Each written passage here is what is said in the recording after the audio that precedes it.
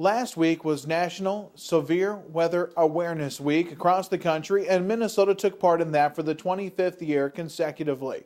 Last Thursday, there was a severe weather awareness drill, or a tornado drill, conducted by many counties, including right here in Becker County with the Instant Alert Plus system. Now, Becker County went to the Detroit Lakes went to the Instant Alert Plus system a few years ago. It's free for anybody who lives within the municipality of Detroit Lakes, and there are some townships that also are involved with it too. I believe Lakeview, Burlington, the city of Frazee, as well as the cities of Lake Park and Audubon have opted into the Instant Alert Plus system.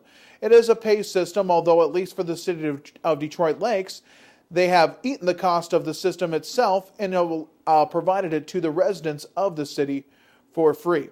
I love the Instant Alert Plus system. I think it's a great system to have.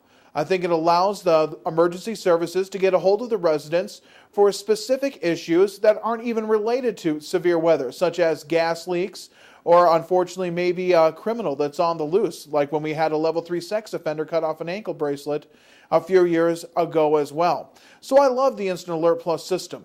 However, still, after using it a couple years, I don't believe it is a complete substitution for having severe weather sirens.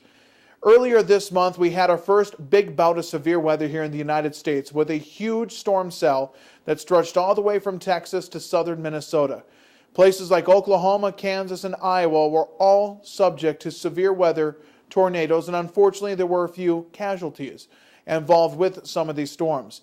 And over again, you hear from survivors of those storms that talk about how when they heard the sirens, they took cover. Well, in Becker County, there are no sirens to listen to. At least there haven't been for many, many years. And although weather sirens are not cheap, they're quite expensive, in fact. You're talking, I believe, close to 6 figures per siren, plus maintenance, and it would take multiple sirens to cover just the city of Detroit Lakes itself. However, when you bill yourself as a tourist area, as we do here in Detroit Lakes, you've got to believe that not everybody is going to be in tune to the Instant Alert system. Not everybody owns a cabin here in the Lakes area.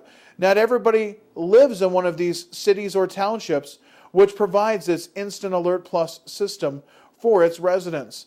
I still believe a severe weather siren system is the way to go. Not solely, but in conjunction. Because I do understand that many people for years have listened to too many severe weather sirens and frankly don't react to them. But I think having the combination of the siren plus the instant alert would provide the maximum protection for the residents of Becker County, the citizens of Detroit Lakes, and those people that would like to come visit here and spend time with us and our friends and family here in the Lakes area.